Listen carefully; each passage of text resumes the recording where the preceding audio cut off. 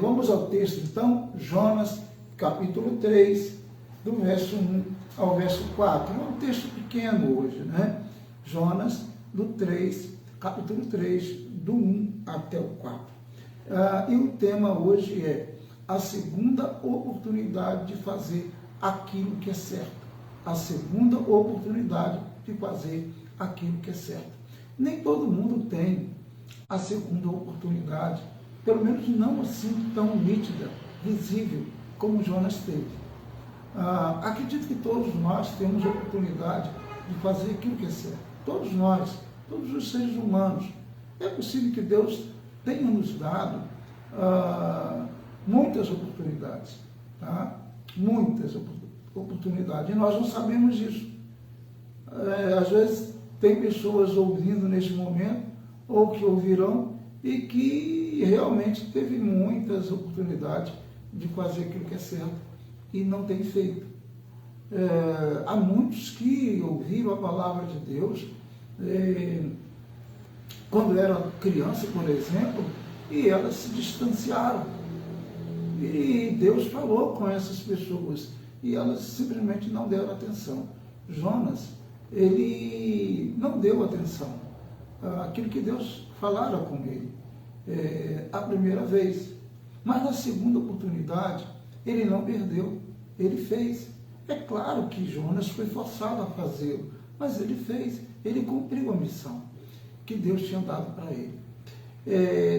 Talvez, é isso que eu estou dizendo, talvez Deus tenha te dado oportunidade, ou esteja te dando oportunidade para fazer aquilo que é certo, tá?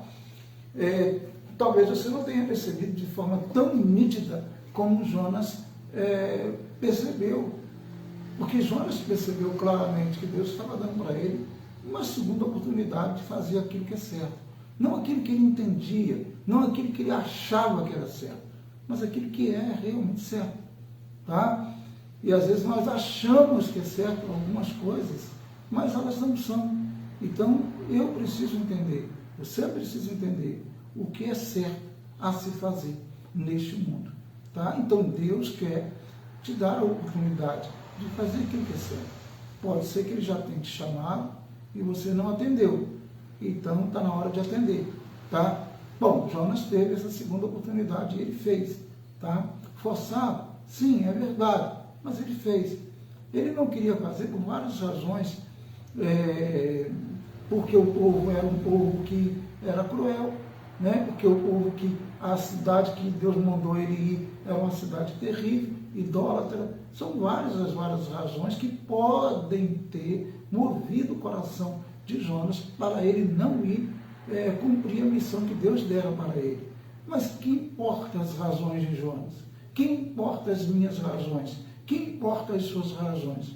O que importa é fazer aquilo que Deus está mandando fazer. E o que ele manda fazer é o certo a fazer. Tá? É isso daí. Vamos lá então, lendo então o primeiro verso então. Diz assim: veio a palavra do Senhor segunda vez a Jonas. Quer dizer, como eu disse, segunda oportunidade de fazer aquilo que é certo. Então veio a palavra do Senhor segunda vez a Jonas. Tá? Depois de tudo que acontecera, nós já lemos aqui, já estudamos aqui, Deus realmente, Jonas fugiu, Deus buscou Jonas, aquela coisa toda que todo mundo sabe, né? E agora ele estava tendo a segunda oportunidade de cumprir a missão de Deus, tá certo? Para ir a Nínive, tá? Considerando que Nínive era uma cidade muito grande, muito grande. Jonas iria sair ali de Israel do norte e andar aí mais ou menos mais de 3.000 quilômetros, né? Ele ia fazer uma viagem bem longa, a Bíblia não dá detalhe de quantos dias, mas bem longa, né? Para aquele tempo, então, muito longa, mas ele iria cumprir a missão que Deus dera para ele, tá? Um comentário diz que a muralha interior, aqui diz assim, a cidade era circundada, a cidade de Nínive, era circundada por uma muralha interior com 15 metros de espessura, tá? E 30 metros de a altura, a muralha, 30 metros de altura, que equivale a um prédio mais ou menos de 5, 6 andares, mais ou menos, né? E é isso daí. E a linha, e tinha cerca de 13 quilômetros de circunferência. Isso a cidade. A gente tem que considerar o seguinte: Nínive era tipo, vamos dizer, uma cidade-estado. Então, ela é uma grande cidade para aquele contexto. Então, quando fala cidade, pode referir-se apenas dentro das muralhas, porque às vezes uma cidade ela tinha duas muralhas. Ela tinha uma muralha exterior, tá? Que pegava até aldeias pequenas, tá? Certo? E campos, e depois tinha uma muralha que ficava mais, que protegia mais, digamos, o castelo, né, o palácio do rei, etc, etc, etc. Tá? Alguns dizem que Nínive, então, ela tinha uma muralha externa e no caso, numa circunferência de 13 quilômetros, mais ou menos, nesse sentido, certo? Então, ela era muito grande, uma muralha de 30 metros, certo? Tudo isso aí para se proteger dos inimigos, né, se fosse atacar.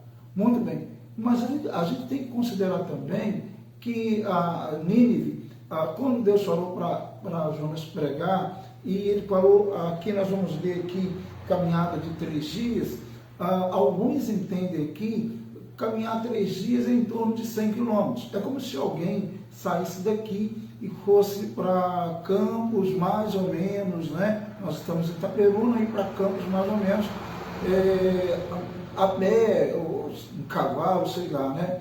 Então, mais ou menos isso daí, o percurso da cidade, tá? Isso daí. E se for assim, então provavelmente não refere-se, Deus mandou pregar, Jonas pregar, não só digamos, na sede, na capital, dentro dos muros. Deus mandou Jonas pregar ali dentro das muralhas, mas também nos lugares que pertenciam também à grande Nínive ao redor. Isso daí. O importante é nós sabermos que Jonas cumpriu essa missão. Era uma grande cidade mesmo para a época, tá? Grande cidade. Alguns dizem que Nínive era maior do que Babilônia, naquele contexto, tá? Capital de um grande império, é isso daí, certo? Bom, aí, claro, aí ele recebeu essa oportunidade pela segunda vez, e aí diz o verso 2, dispõe-te, vai a grande, por isso que eu já expliquei aqui, mostrando a grande cidade de Nínive, e proclama contra ela a mensagem que eu te digo, tá? Então, essa era a responsabilidade que Jonas tinha, né? A missão dele, e essa grande cidade, que eu coloquei alguns detalhes aqui, e ele tinha que chegar lá e pregar realmente as Escrituras, a palavra de Deus. Então, lembrando que Jonas, né, isso é importante, lembrando que Jonas, ele não entendia, ele não compreendia, ele não queria fazer esse tipo de viagem missionária, né? Como Paulo fizera lá no Novo Testamento. Jonas, claro, ele não tinha esse entendimento, porque os judeus consideravam todos os povos imundos, etc, tal, né? E no caso, especialmente o Império Assírio era um império realmente cruel, era idólatra, e etc, etc. Então, claro que Jonas tinha lá suas razões humanas. Então, ele não entendia, ele não compreendia esse tipo de missão, tá? De trabalho missionário, ele não compreendia, mas Deus ali estava de alguma forma já apontando o que ele iria fazer com todos os povos, com todas as nações, certo? A partir de Israel, tá? De qualquer forma, Deus iria usar Jonas como um pregador, e Jonas iria fazer com que aquela cidade fosse poupada, né? Não porque ele queria isso, não porque Jonas queria isso, mas porque Deus queria isso, né? Desejava isso, desde que a cidade se arrependesse, e é o que vai acontecer, a gente sabe disso, tá? O que Jonas também não concordou, a gente também vai falar sobre isso depois, né? Porque, na verdade, a razão de Jonas não queria ir a Nínive é justamente porque ele sabia que Deus poderia perdoá-la, poderia poupá-la se a cidade se arrependesse. Mas depois a gente vai ver isso. Para encerrar o nosso comentário hoje aqui, esse breve comentário de Jonas, o 4 diz assim: começou Jonas a percorrer a cidade caminho de um dia, e pregava e dizia, ali no 3 também, esqueci do 3, vou ler o 3. Levantou-se, pois, Jonas e foi a Nínive, segundo a palavra do Senhor. Né? Ora, Nínive era cidade muito importante diante de Deus, e de 3 dias para percorrer. 3 dias para percorrer é o que eu falei aqui. Alguns dizem que isso dá uma distância mais ou menos de 100 quilômetros, mais ou menos, 3 dias, né? É isso daí. Jonas então tinha que fazer esse percurso, pregando o evangelho, claro, entende-se que para aquele contexto seria as boas notícias de Deus, mas seria um juízo, né? Seria o sentido é o seguinte: se arrependam, vamos dizer assim, mais ou menos assim, se arrependam. Se vocês não se arrependerem, essa cidade será destruída, essa cidade vai acabar, e tal. Então ele foi anunciando isso, né? Anunciando nesse sentido a mensagem de Deus, tá? A mensagem de Deus, que haveria julgamento sobre a cidade, mas se ele se arrependesse, é lógico que tudo mudaria, tá? E como mudou. Então aí vamos ver aqui. O verso 4 diz, para a gente fechar: começou Jonas a percorrer a cidade, caminho de um dia, e pregava e dizia: ainda 40 dias e Nínive será subvertida, ou seja, vai ser destruída, vai acabar, etc. Tal. Jonas pregava isso daí, o julgamento viria sobre a cidade. Mas o que a cidade vai fazer? Qual é a atitude que a cidade irá tomar? É isso que nós vamos ver no próximo comentário nosso, tá bom? O importante é sabermos que Jonas teve a segunda oportunidade de pregar o evangelho, né? Eu digo o evangelho no sentido de que ele ia pregar a mensagem de Deus, a mensagem que Deus mandara, né? De julgamento, mas também, obviamente, se houvesse arrependimento, eles seriam, no caso, poupados, suas vidas seriam, no caso, seriam livres, né? Da condenação que Deus já tinha colocado, né? Da cidade toda ser destruída, e com ela todas as pessoas e animais e tudo que tivesse nela, né? Deus então pouparia se tivesse, claro, lógico, arrependimento, tá bom?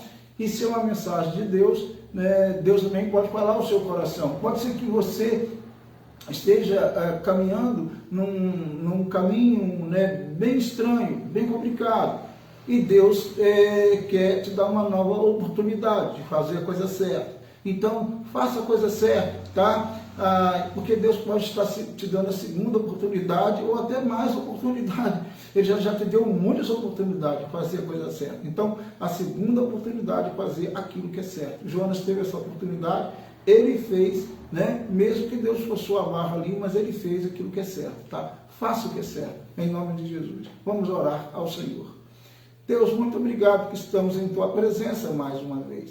Quero louvá-lo, engrandecê-lo e dizer quanto Tu és bom, quanto Tu és maravilhoso. Obrigado pelas oportunidades que nós temos tido ao longo da vida. Muito obrigado.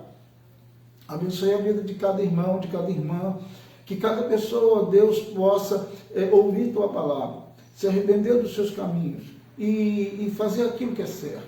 Em nome de Jesus Cristo, tome cada um em Tuas mãos. Abençoe cada alma que está aqui, que tirou um momentozinho para ouvir a Tua palavra e para orar conosco. Tome em Tuas mãos, em nome de Jesus Cristo, Teu Filho. Abençoe grandemente e poderosamente. Tome em Tuas mãos o nosso país, o nosso Brasil. Abençoe o Brasil, as autoridades constituídas desta nação. Em nome de Jesus, abençoe grandemente. Em nome de Cristo nós oramos. Amém e amém. Deus abençoe. Fique com Deus. Bom dia. Grande abraço.